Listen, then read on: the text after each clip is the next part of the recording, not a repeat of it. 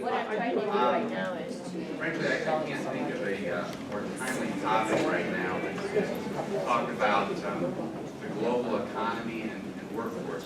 And obviously, I have a little bit of a bias focusing on the workforce and account side of things. I serve the governor in the Office of Workforce Transformation.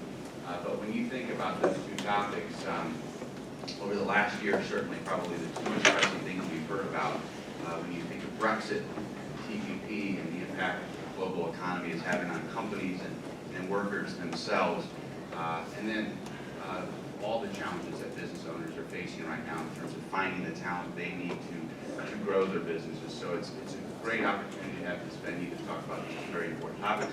We have a great panel here today to talk about that.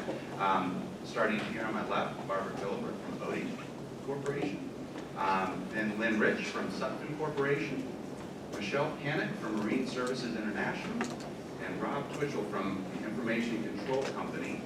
And I think we have a little less than an hour or so, so I think we're going to start off with some introductions here. I'll let them talk a little bit about their company, and then I think we'll have about 40 minutes or so of kind of a discussion here, and then we'll try to save some time at the end for some questions from the audience. I think that's how we'll run the agenda. So with that, Barbara, do you want to talk a little bit about your company?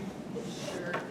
Again, thank you guys for having me today. My name is Barbara Philibert. I'm the Executive Vice President and Chief Operating Officer of Ohio-G.R.E.A.T. It is a 100-year-old manufacturing company in the very glamorous field market of rough plumbing. So if you go to your homes, I guarantee you our product is in your home. If you think about it, Oatey helps you bring fresh water to people and wastewater away from people.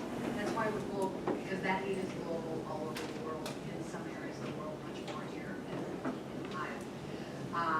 We are a global company. We have 7 locations throughout the world. We have 1,000 employees, and we not only import, but we do export to over 70 countries. Hi, my name is Lynn Rich, and glad to be here today. I work for Sutphen Corporation, which is a family-owned fire truck manufacturer in Dublin, Ohio. It's actually a minute away from here. It's literally across the street. And Sutphen Corporation was founded in 1890, and with 126, this is 126 years of experience in the industry. And we're the oldest and continuously family-owned fire truck manufacturer in the entire North American market. And so we proud ourselves in serving our communities and our clients by manufacturing a full line of top quality fire apparatus. We have 5 facilities in the United States, 4 in Ohio and 1 in Pennsylvania. And we have about 350 employees nationwide, so we're considered a small, medium-sized company. And I work at Sutphen Corporation as a China sales manager, supporting the China market. For other international market, I work as the international sales application engineer. I do have to say, I met Lynn when she was still a student at Ohio State, and she's a success story of the export internship program that Development Services Agency administers. So it's great to see a real-life success story here. So, Michelle? Good morning. If I said international, what comes to mind? For most, I would think it would be travel, cuisine, culture. For me personally, every day I wake up and I think of global trade.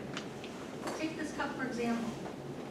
This cup has probably seen more of the world than most of us here today. It is from Thailand. This cup's from Thailand, this watch is from Switzerland, and these glasses are from Italy. How did they get from there to here? And how do we get things from our own economy from here to there? My name is Michelle Panik, and my company, Marine Services International, is a woman-owned, based Cleveland freight forwarder. A freight forwarder is like the travel agent for freight. We're the integral link between the seller and the buyer. Being that link, what we do is we're the ones that negotiate the rates. We buy and sell space with airlines and steamship lines. We work with trucking companies, railroads, customs, consulates. We work with government inspectors, foreign partners, and everyone else in between, which is a lot of people, to facilitate an import or an export load. My company operates with 246 offices in 173 countries, and that number continues to grow. Next time you make a purchase or you receive a package, I encourage you, take a look at the country of origin, where it came from, and then remember Marine Services International and also freight forwarding and the important role that we play in the logistics supply chain. Good morning, I'm Rob Twitchell from Information Control Company. We're an IT consulting firm in Westville, Ohio. We have about 600 consultants, about half work in a staff supplementation roles in and around Columbus at various clients, and about half work in our development center. We have a 60,000 square foot development center in Westville. I've been with ICC for 26 years in the IT services industry for 30. So I've seen firsthand the globalization of the IT and the technology industry. 30 years ago, it was, the employees were largely people emerging out of their parents' basements, leaving behind Dungeons and Dragons sets to join the workforce. And now about a third of our workforce is our foreign nationals, and we utilize every immigration vehicle that you heard mentioned today: H1s, OPTs, CPT, TNs, you name it, we use it. So I'm very passionate about the globalization of the workforce, and I'm very protective of the IT services industry and the IT industry in general. And I want to see it remain thriving and prospering here in the United States and Ohio. Great, thank you for those introductions. I think maybe the way we'll have this conversation is start off talking a little bit more about the global economy and the impacts on for various businesses, and then move into a talent and workforce conversation as well. So starting with that, Michelle, you started to touch on how you kind of view globalization or the international economy. Talk a little bit more, how do you define the global economy? Well, for me, defining global economy is really the global market that promotes the sales and promotions of the transport cargo. For what I do, if we didn't have this, we wouldn't exist. Lynn, you want to? Yeah, so for Sutphen Corporation, the global economy, global market in very real sense for us is the China market, Latin American market, and Southeast Asian markets. And for Oatey, it really is just the interchange and exchange of not only product, but ideas, information, design, back and forth for the mutual benefit of all parties. Rob, I know your angle in this conversation is more on the talent side. You want to touch a little on I'm the black sheep of this panel, Yeah. since we don't really export product. I mean, how do you compete with something as cold as a fire truck? But for us, the global market is extremely, extremely important. I mean, you look 50, 60, however many years ago, people thought that manufacturing was the rock, which this country was built, and would never go away. It would never go away. And now I think people feel the same way about the service and economy and technology. But really, it's in a really vulnerable state. When ICC or one of our competitors or colleague firms loses an opportunity, oftentimes it's for an offshore provider. And once those jobs go offshore, they're probably not coming back. So we really want to make sure that the talent stays here, so that the industry remains thriving. So we're very concerned about the globalization of the IT services industry and attracting all the talent that we can here in the States. So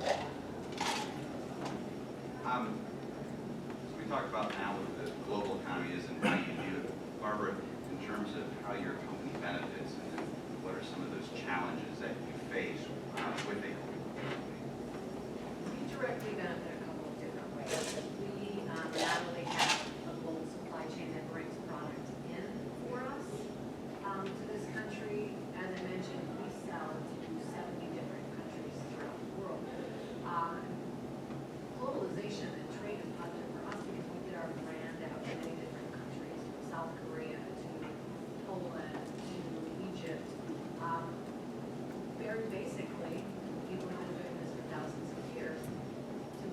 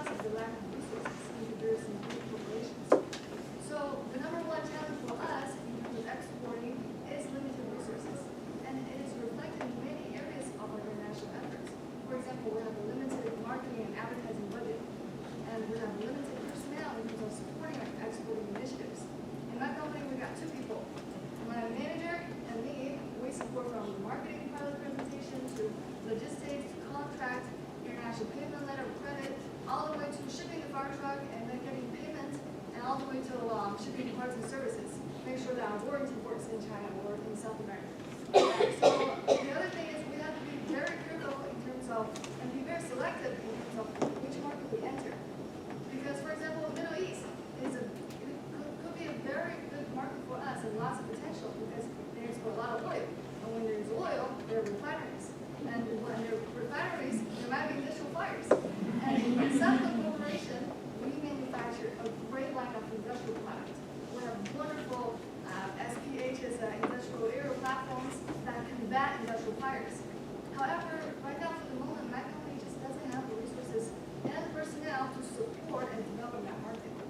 So for us, the challenge is to maximize our limited resources and utilize them where it is needed, the best places needed, and the timing of it. So that's the number one big challenge. And the second challenge is the trade barrier, particularly the product certification process. Certain countries require rigorous, extensive, time-consuming, and extremely costly product certification processes. And for a company like ours, it's kind of a make or break decision of to enter that market or not, because if you don't, there's a huge demand over there, so you can be very profitable potentially. But at the same time, they require the certification, and if the product doesn't have the certificate, when you do actually sell to that country, your product is going to stuck at port, stuck at customs. So we have to evaluate the resources required to go through that certification process, and at the same time, what kind of resources we can provide. And if we don't do enough homework up front, we might be in a tough situation of, if you pour money into this market, you're either invested heavily, or do you stop and incur bleeding? So that's another challenge. And then the other challenge that we've experienced is the access to market information and the transparency of the information in the market. Also, domestically, we are blessed with good market data. So for my company, we know exactly how many fire trucks are sold nationwide. And we know where they sold, and we know how many fire trucks are sold in each state. We also know what type of fire trucks are sold anywhere. That data gives us the ability to analyze, okay, what kind of demonstration units we can produce, and put that in a certain region. Or what realistic sales goals should we set for our local representatives to reach this year or next year. However, internationally, sometimes those data are not readily available. And if they're available, the accuracy of it are in doubt. So it is even more difficult to make sound business decisions in the foreign market because of lack of data. And then the fourth challenge that is sort of related to our theme of discussion here today is the language and cultural barriers. So, for example, in China, relationship building in our business is tremendous. And when it comes down to building relationships, what it actually means might be you take your business partners or have dinners with your clients. And so if you do a business in the United States, you also go to a restaurant, go to a table, and sit wherever you want to. But in China, the significance of the position of the seating is huge. So you have to wait for the host to sort of show you where you're supposed to be seated. And so it's those cultural nuances and subtle things like that that, as an American company, we have to aware and we have to adapt to it. So that's where the foreign talent comes into place. You have companies like us to help us go through that process. So in conclusion, there are lots of benefits and there are lots of challenges. And foreign talent definitely help us with those. Michelle, benefits and challenges. Well, the benefits for a company like mine as a freight forwarding company, because we're a service company, it would be to ship plumbing supplies and fire trucks. If we have the commodities, importing and exporting, that gives us jobs. So that's definitely a benefit that increases our business. The challenges, the benefit seems easy because to me, I've always said the world is our customer because I can sell country to country. I can work with my global partners and we secure business together. We can secure business in Ohio and throughout the USA. So I say the world is our customer. The world is also our competition. Because in Cleveland, Ohio, this is where I'm from, alone has about 50 freight forwarders. I have a lot of competition in my backyard. But now also my agents are my competition because a partner is an agent and we're not exclusive. And I think it's good not to have that exclusive partnership because if they're banned, you can't get rid of them if they're exclusive. If they're an agent and they're not performing the way they need to in the global change partnerships. The challenges, one is the competition. Like you said also, the US dollar. If the US dollar is higher, we're not getting the manufacturers outside as much as they should. Industry changes. We have a lot of industry changes and some things that are beyond our control with steamship line mergers, steamship lines going out of business, companies in general going out of business, and it really affects how we operate our business. Strikes and weather, when we have a port strike, our business stops, and we have to reroute and renegotiate pricing. Government changes, anything the government changes, whether it's here in the U.S. or abroad. Brazil is always changing government regulations, and sometimes they change it without notice, and we don't know until our shipment arrives. But as a freight forwarder on the logistics supply chain, we have to be cognizant of all the changes, and we have to tailor our services to the individual customer, because each customer doesn't have the same requirements. So we have a lot of challenges as a freight forwarder, but what we do is so much fun. It's dynamic, it's different. Every day is a different day. And I've been doing this for 31 years. I won't say I don't know anything. I don't want to say that because I know a lot, but there's so much more that I need to know. Rob, I'm going to let you kind of start the talent conversation, but before I do that, Michelle, I do want to come back to you because you started this business. Yes. And there might be some folks here who are considering expanding into global markets or just starting. Who are some of your early counselors? Who helped you figure this out along the way? You know, when I started, I think I'm a little different in here because I started and I'm a student of the industry. I had an opportunity with the Japanese steamship line, and through that, I enjoyed what I was doing. I was then had another opportunity working with a freight forwarder, and from there, I loved what I was doing. Every day I loved going to work. Today, I still love going to work. And I just had an opportunity through mentoring really successful people motivate.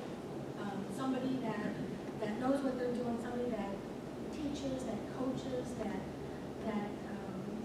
is successful. So I had my start through being a student of the industry. And one day I said, I can do this. I sought out the government websites. I looked for the Federal Maritime Commission application. I looked for the I.A.T, the air freight application, and I looked for customs broker. And my company today is licensed, bonded, and insured freight forwarder. I'm going to use some terminology that some may know and some may not know, but NBOCC, I.A.T, and customs house broker. And the company was formed September of 2006. So pretty fortunate to have that opportunity. And also to give and employ others, and also intern partner. We partnered and interned through the export system program. It's just everybody. I'm going to call an audible here a little bit before we start talking about talent. Does anybody have a burning question about the global economy, the impact on these businesses before we move? And I'll come back at the end if you want to save your question for the end. But does anybody have a burning question right now for our panelists about the global economy? Rob, we'll start the conversation around talent. You mentioned that you have a significant percentage of employees with an international background. Talk about why that's important to your company. Well, it's And what kind of skill sets are you looking for? right. It's really easy why it's important to our company. We'd be about 1/3 or 2/3 the size if we didn't change in foreign talent.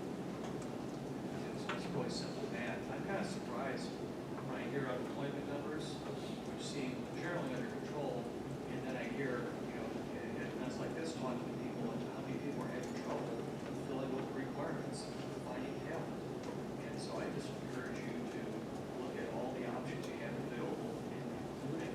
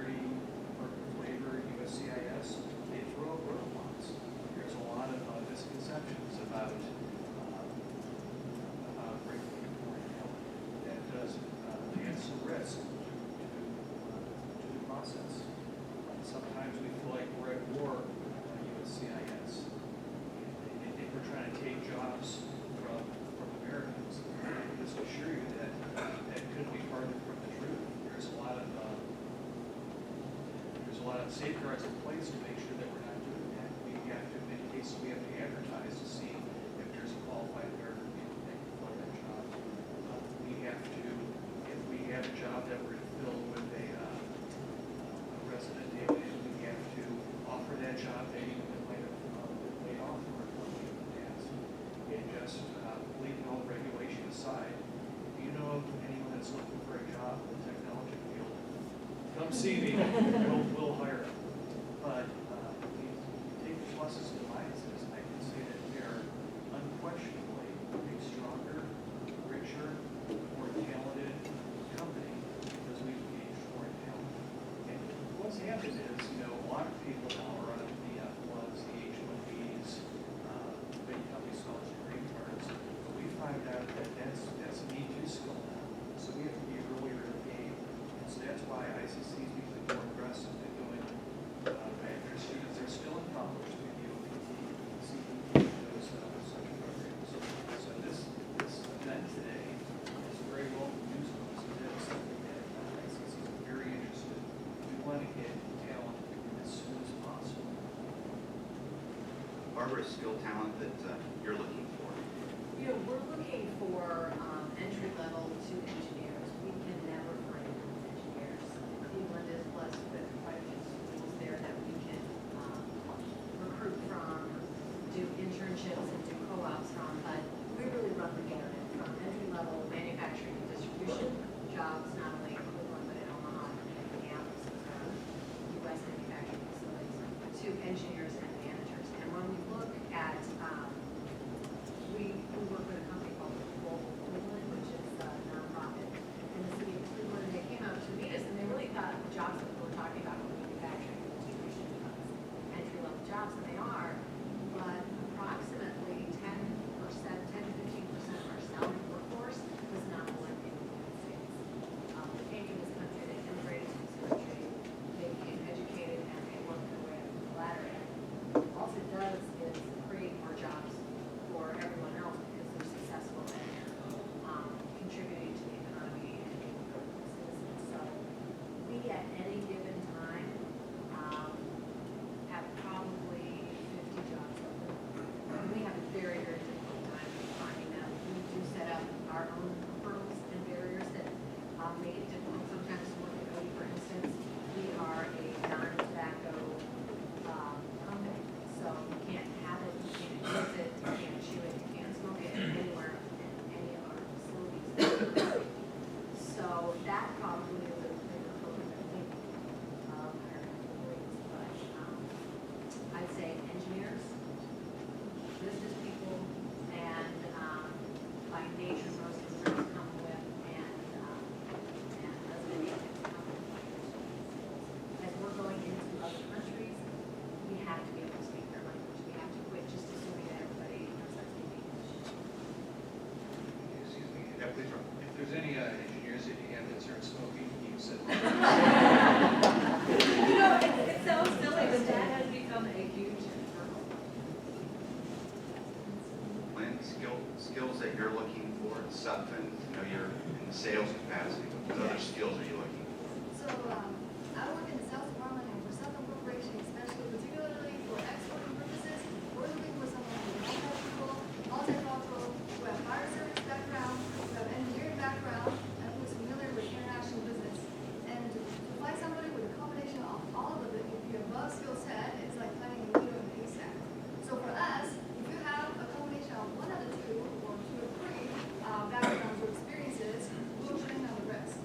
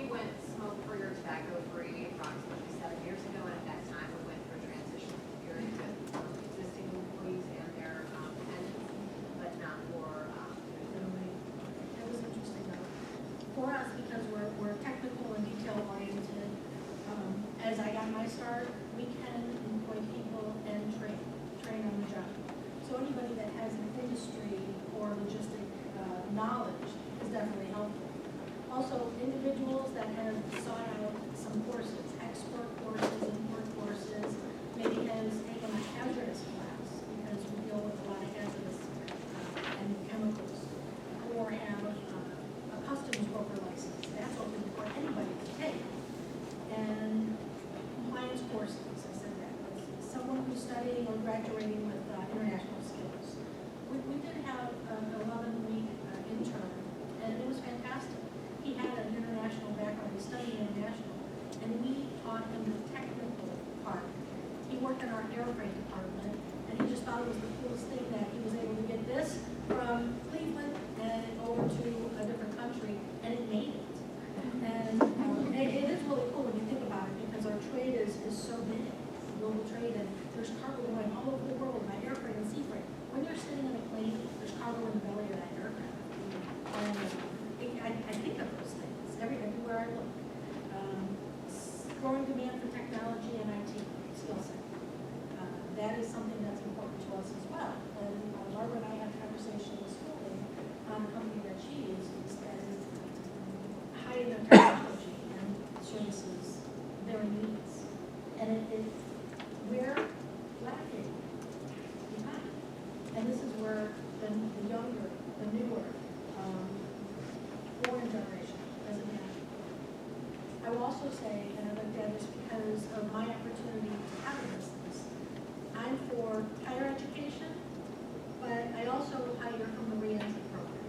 I had an opportunity to speak for Judge Nancy Russo's court a few months back, and I was able to hire 2 individuals that are key employees of mine, and now they're giving back being positive influences to the economy, and they're getting second chances. Rob, you mentioned some of the hurdles that government put in front of you, and appreciate that shout out. We're here to help. What other considerations, sensitivities in terms of hiring international talent, other business owners should be thinking about? Oh gosh, that's a big question. Certainly money, regulatory. We're a cultural melting pot. So we have extremely diverse workforce, religious, ethnic.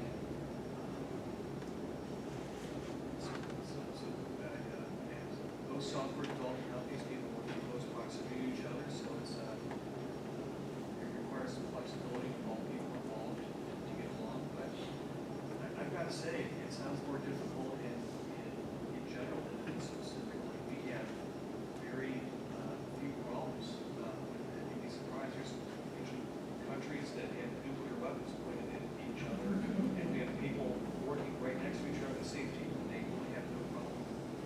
We've had to be more flexible as a company, certainly. We now have a quality party on a regular basis, which is like ICC 1990. We did not have a quality party. But we're better off for it. We have representatives from Homeland Security that do site inspections all the time, at least weekly.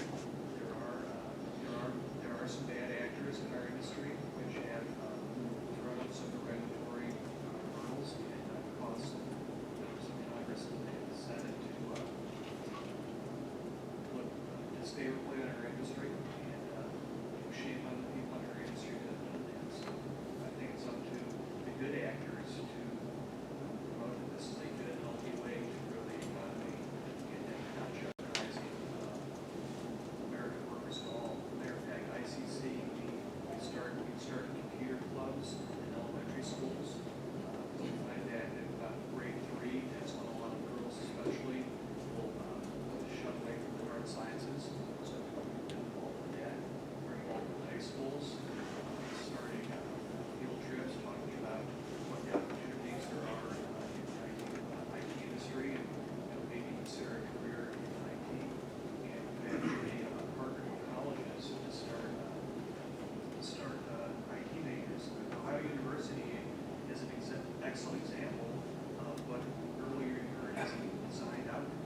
We used to go to job fairs at Ohio-G.R.E.A.T all the time, and someone came up to us and said, "Why aren't we hiring more of our people?" And we said, "Because they don't have exactly the skills we need." And so, good for Ohio-G.R.E.A.T, they said, "What skills do you need? Show us." So we sent some of our senior data scientists and actually did work which resulted in a data analytics major at Ohio-G.R.E.A.T. And now we've hired, I don't know, maybe about 50, 60 graduates from Ohio-G.R.E.A.T. That's great. So ICC, yes,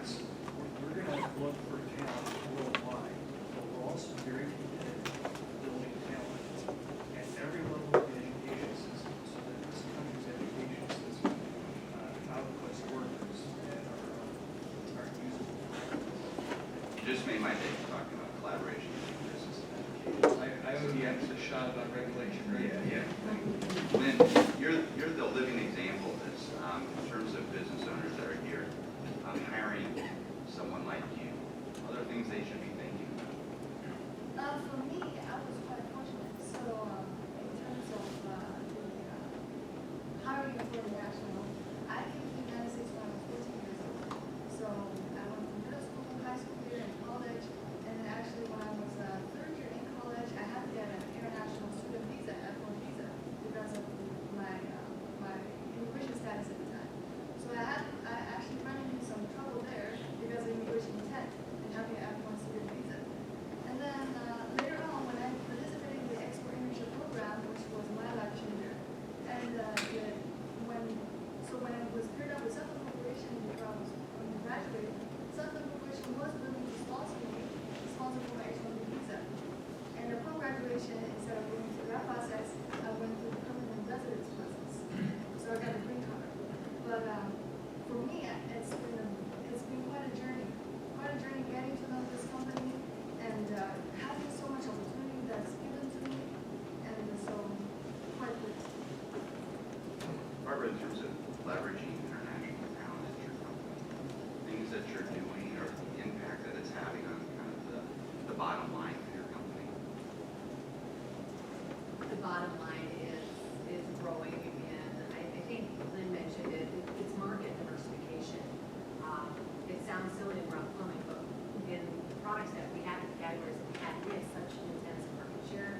If you went to Home Depot or Lowe's or Burgess showroom or something, we own those markets. So for us to grow the bottom line, we need to expand into other markets in a big way. I think I talked to a gentleman, Jesse, I'm not sure he's in the room, from Canada, and one of the tasks that I've been tasked with starting in 2017 is really growing our international presence in Canada, Mexico, South America, and China.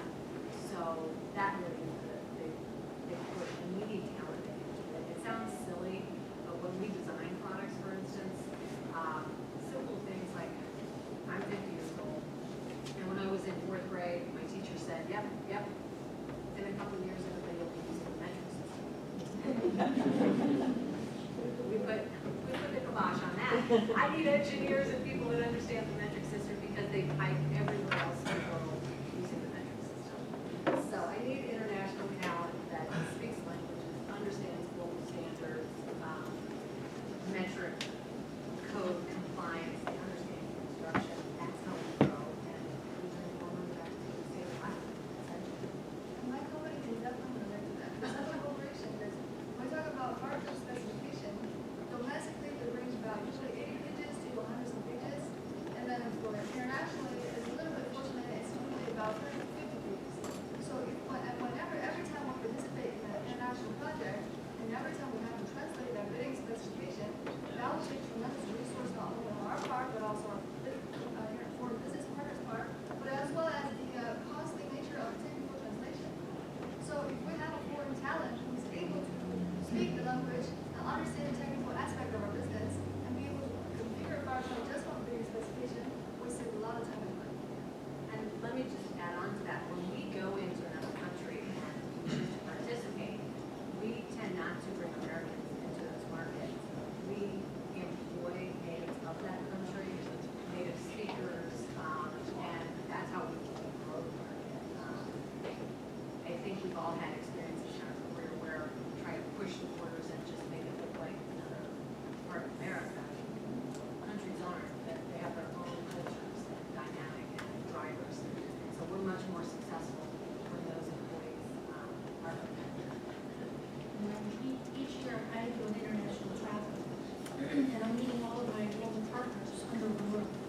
Many times we have talked about trading employees. I think it's a great idea because if we brought somebody from, say, from the Netherlands to Ohio or to Cleveland, and they learn our culture, how we do things. We have this new great Seaway service from Cleveland. We're an international port now. You know, if you talk to anybody from another country, they know America. New York, Chicago, Los Angeles, maybe Texas, but they know Ohio. Ohio now has an international court where we're sending 2 vessels out every time. What this person from the Netherlands knows more about what we do, and then we can go on calls for companies who ship to the Netherlands, and that strengthens relationships there as well. Rob, go ahead, Lynn. You can Yeah, I answer. was thinking, so on the topic of the benefits of having foreign talent, especially when they're not familiar with American culture, and they're obviously familiar with their native culture. So for me, my company's target markets are Latin America, mostly China, and domestic workers. So for me, because I grew up here, to most of my American workers, I'm pretty darn American. So they're comfortable working with me. And then for my Chinese business partners, they're comfortable working with me as well, and they're at ease to share their concerns with me because they feel like she's Chinese, and I grew up in China. So in that sense, it does work out as well. And then for my Latin American business partners, they probably don't know what I am, but I can speak Spanish with them directly. So, and I do appreciate the culture. So they also appreciate that fact that, okay, it's easier to do business with her because she speaks our language. So I think when you have foreign talent, they can really help you take your business to the next level because of the value they produce for you. So, go ahead, Michelle, please. In the logistics side of it, they can also help you solve problems, because when you're working, we don't have a foreign talent in our office, but we do have Spanish, Italian, German speaking individuals. So if I had a shipment that had a problem, I would probably go to my German person to speak German before we would call on the phone and speak English. So, Rob, have you seen examples where your international employees have helped improve your domestic employees, and conversely, have you seen where those synergies between both domestic and international talent come together?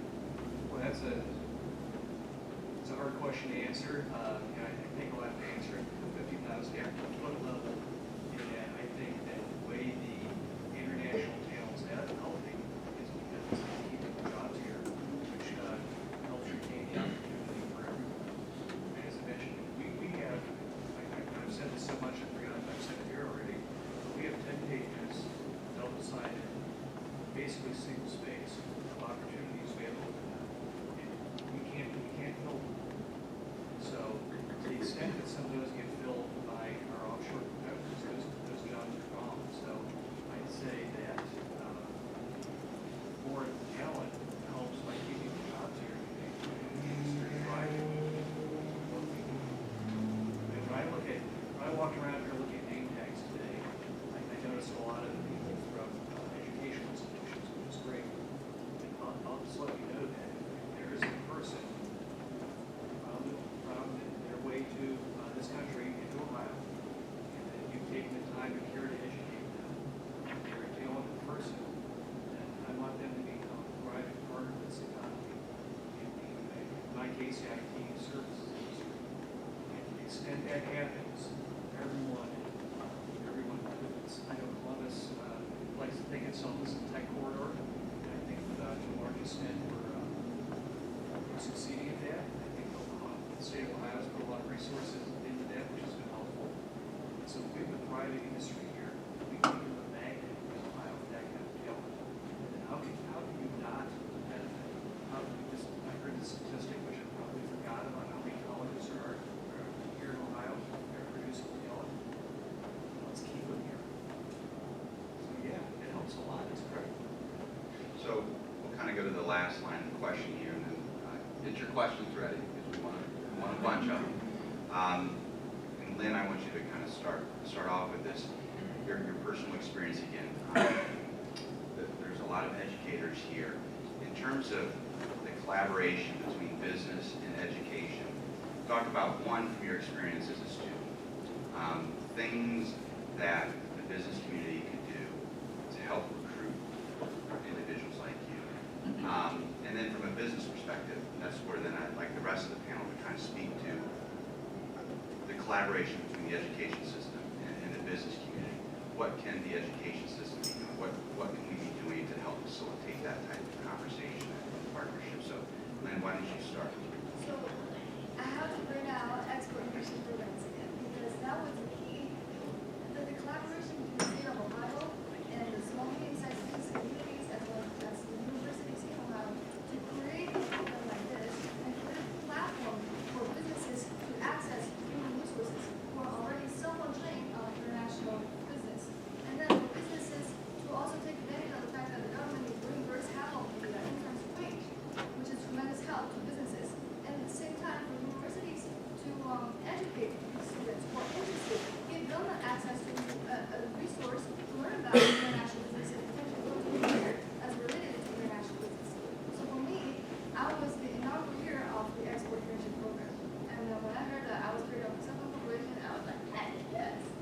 Because, and on the first day of my internship, my coworker took me up 100 feet in the air in one of our aerial platform fire trucks. And then you can see the beautiful downtown skyline of Columbus. And that was the moment I was like, I ain't going nowhere. This is the spot. I'm going to figure out a way to stick around and work at this company. So I think for students, we need opportunities. And a lot of times international students, how do we find opportunities where a small medium-sized company is looking for talent that I potentially have? So that's where the Ohio State and the federal government provide these platforms like this, like the University of Symposium does a great job providing these opportunities and potential tools like the website Lauren showed us today, so that we have the ability to access those resources and potentially reach out to this company and say, hey, maybe I can be of value to you. Barbara, a partnership between business and the education system. I'm going to take it a little bit broader than just the education system to the state government, because some of our employees are entry level and going through apprenticeship programs and things like that. Really just get involved in your local chamber of commerce, with your local institutions, take meetings with these universities and colleges that want to have meetings with you. We have partnerships with, on the entry level side, all states typically have a manufacturing enterprise partnership program. We work with a local company called Panik, which is an apprenticeship program. They've been outstanding to work with. The Greater Cleveland Partnership, we're connected with local Cleveland. We work with Case Western. And Case Western, for those of y'all that are familiar with it, it's a fabulous academic institution, but for people that manufacture or run plumbing products, we never really felt the students there. But they reached out and they started partnering in the polymer technology program. They're really starting to be more hands-on in their engineering programs, which is so important for us. Baldwin Wallace is building a nice contingent of business accounting, and you have to take that extra hour of the day, reach out and take these meetings with these government agency, educational institutions, and get involved. Thank you for plugging apprenticeships. Michelle. Well, and I'm all for internships. I experienced it for the first time this year, and it was a success, and I'm really proud. And I also believe the students that come in on an internship program, they not only learn the facet of my business is freight forwarding, but they do learn a lot in international because of all the different sectors that we work with. We work with the government. We work with local truckers and the carriers. So what it does is it gives them a taste, just like you were when you had your opportunity and you knew this is what you wanted to do. But in a company like ours, you'll have a taste of different things. You can do import, you can do export, you can do air, you can do ocean. You can work for customs, you can be an inspector, you can work for TSA, you can work for the government, you can work for the school in higher education, you can learn something and you think, this is really great, I want to be an educator. It's unbelievable.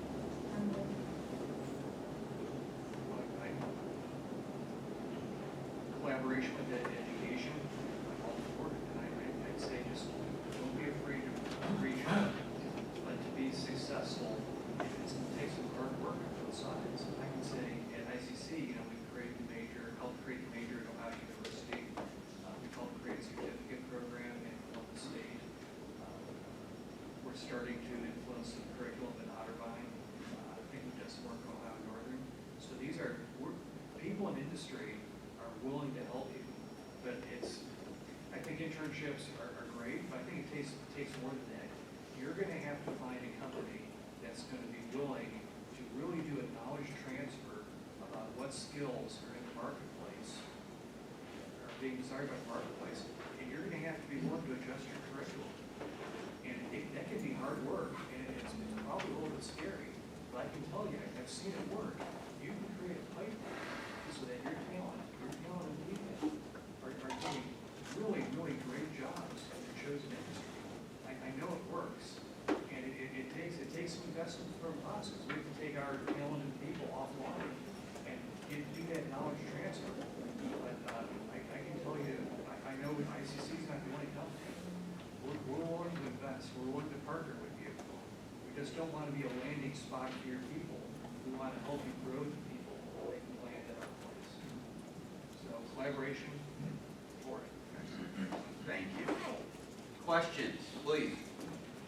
I work for the University of Cincinnati.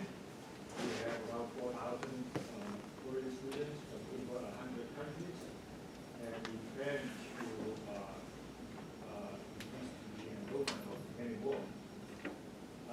We also have a very successful internship and co-op program. We were the #1 very first in the country, so we work very well. And the biggest problem that many of the foreign students I talk to is that they cannot find a job after they graduate. And the biggest reason being that they are a foreign student. So here we have a very, crazy idea. I mean, see, Jason, we have thousands of people who want to find a job. We have the government, #1 in the country, who wants to hire more foreign students. We have the industry, the business who want to hire more. What happens? They launch this uncommon mechanism to solve the problem. Thank you for that excellent question, because ICC hired, was it 6 or 8? 11. We hired 11 students from a class from the University of Cincinnati through the OPT-CPT program, and they're currently working for us now and doing a fine job. And we committed to bringing in another class in, I think, in the near future. So you have a great institution, you do have talented people, and ICC is glad to partner with you to bring that in. There are some limitations to the OPT-CPT program, and there is a time limit on that. And so I agree with you. We need to find a way to give these people that choose to stay a path to either a green card or citizenship. I can tell you that ICC's the person I refer to is ICC's Chief Talent Officer, Rick Ritzler. Rick and I have both lobbied extensively, locally, nationally, and federally for changes to these programs. And I agree there needs to be a way. We're committed to helping you find it. But for the time being, we're very happy to continue to partner with you to bring some of your students up to Columbus to work with us. Thank you. I actually have something to add. And so I was an international student at Ohio University, and so I had many international student friends. And a lot of them, like you said, couldn't find a job, so then they went back to China, wherever they were from. And from now, I work for an American company, so from a business standpoint, I do understand why that is kind of tough, because if you want to hire a foreign national, the company will have to do extra work in terms of filing for the H-1B petition. You have to maybe hire a lawyer to go through the process, and actual paperwork for the company and potential costs. And on top of that, it's a random selection process. So the company is not even guaranteed if you invest in that student, they might be able to work for you. But I think at the same time, if we do educate businesses more about the H-1B process and how you can save money and what you can do, and so maybe there is opportunity there to connect the students and the businesses who are looking to hire. Can the state government work with the federal government? The federal to speed up this process. I guess I'll take that one. The challenges that Rob went through and a few other folks are well known, and it's certainly on the radar, and we won't lose sight of those challenges. Please. Hi, Oatey with Ohio-G.R.E.A.T. I'm the Director of International Admissions, and I'm currently at the State Community Fire. One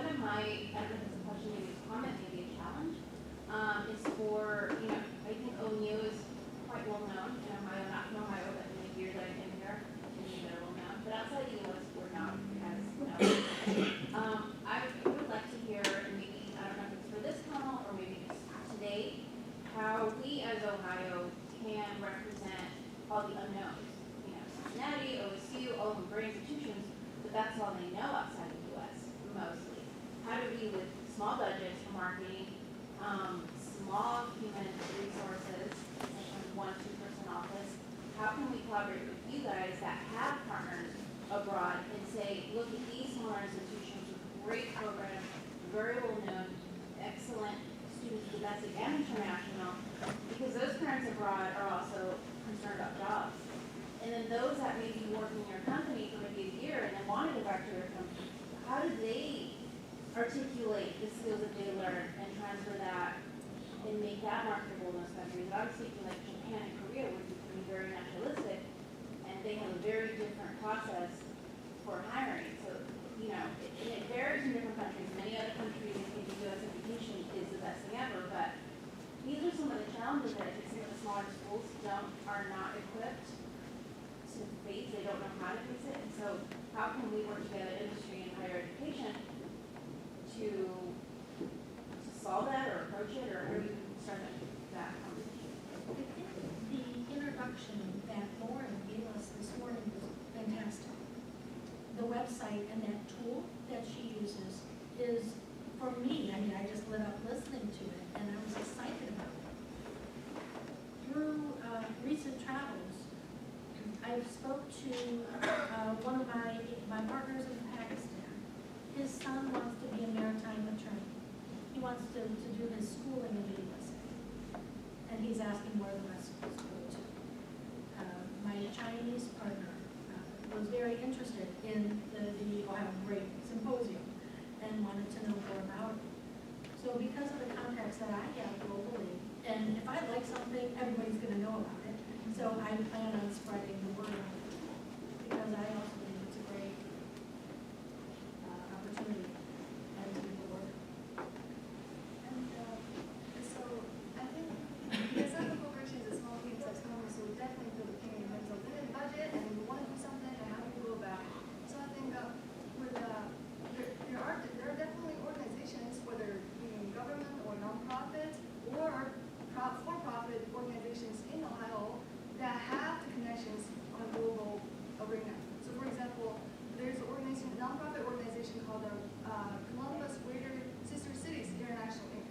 They're an organization that dedicate themselves for culture exchange, business exchange, and a global exchange and education exchange.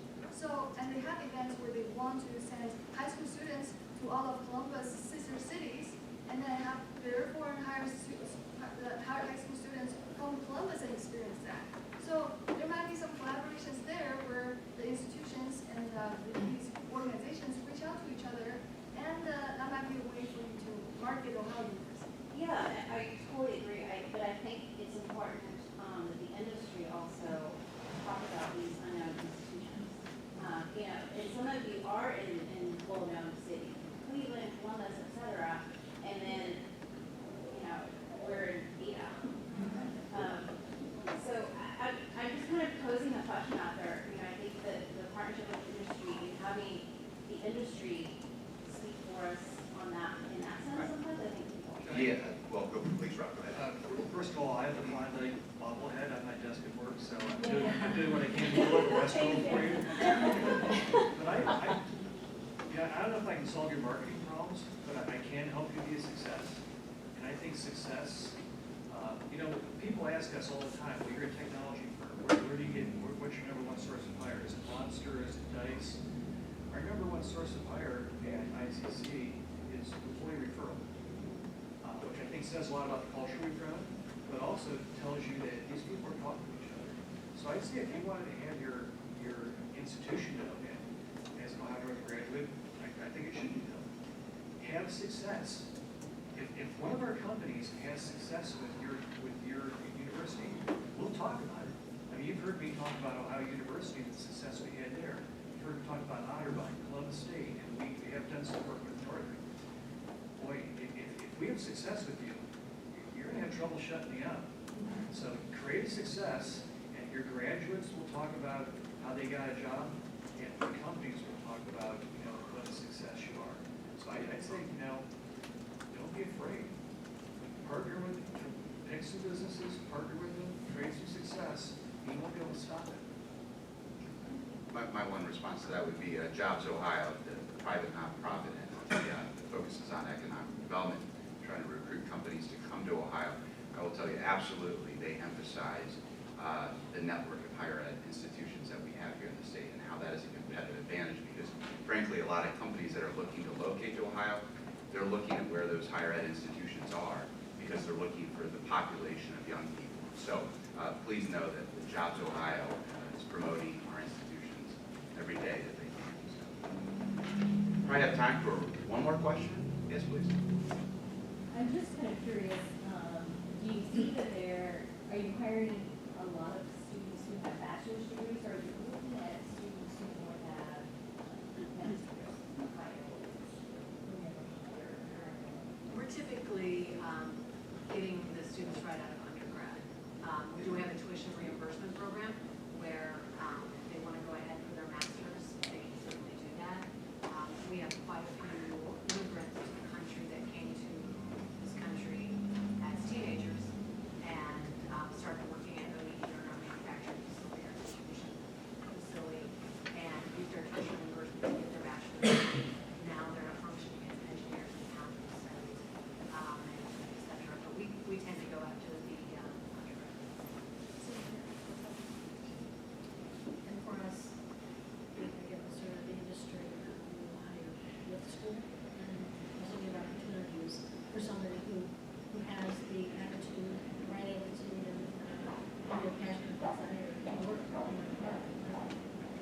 We primarily hire people with undergraduate backgrounds, and I'm a huge supporter of a liberal arts education. I think it's just critical. I think as a society, we worry about us getting away from that. But I can tell you a trend in our industry is that it's maybe not even important to have bachelor's degrees. There's been several articles in the Wall Street Journal that mentioned that people are going to these coding academies to learn very specific skills and getting jobs. And it's working. And big companies, Google, Facebook, Microsoft, whatever, are scooping these people up. So I guess my advice to you would be, yes, we'll hire your undergraduates, but make sure they're correctly skilled because there are people coming after those same jobs with these certificate programs that are easier to get, less expensive, and provide more immediate feedback. And I'll reiterate that I'm a huge fan of the liberal arts education, but there's competition from below on that. We could spend hours on that topic. So. Yes, please, Colin. Yep. I was just kind of curious as well when you were talking about CTE and so forth. Are your companies verifying employers too? Because I know one of the things I'm finding the challenges with students who are teachers is, their OPT could be extended if they were working for a verified company. But there are still companies out there that are really hesitant. We adopted E-Verify for that reason. We're small business. So that may be one thing in terms of the saving government is they provide some coaching and training to some of our smaller companies about how to go about doing that. I think, gentlemen here in your comments are coming over some of these regulatory hurdles and how to make it easier to engage foreign talent and to get the people that want to stay here to stay here. The hurdle, and we've talked about it a little bit, but maybe not enough. The hurdle is there is a fear that what we're trying to do is take foreign nationals, pay them below the market rate, and take jobs away from Americans. And I can use it another hour. We can spend another 3 hours talking about how that's not true. That's the hurdle we have to overcome. There's plenty of jobs for the Americans, the Indians, the Chinese, the everyone. We got jobs. And there's some, no one wants to get political and things like this, but there's some people out there that are saying that that's not true. And I think that it's creating great harm to the work that you both are trying to do to get these very qualified people that need a great asset to our country to stay here. And if I had the answer to that, I'd be sitting in a bigger panel than this. But I try to do my part, and I think all of us have to keep on just chipping away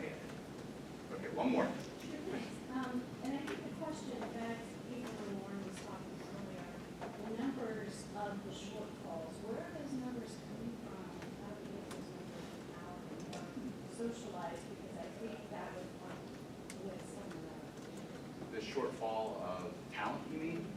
I'll plug this a little bit. On Ohio-G.R.E.A.T.com, you will find the states what we call our most in-demand occupation. And that was based on a survey that we did a few years ago. We're actually out in the field right now. The survey is out to about 2,000 Ohio businesses to determine what those in-demand occupations are. If all goes well, we'll publish that new list early part of next year. So I will tell you, we spend a lot of time trying to understand what those gaps are, where they are, and we try not to just rely on labor market statistics. We try to go to Ohio businesses and ask them what their needs are. So I would point you to Ohio-G.R.E.A.T.com and the resources and the data that's available there. So with that, I want to thank you, and how about a round of applause for our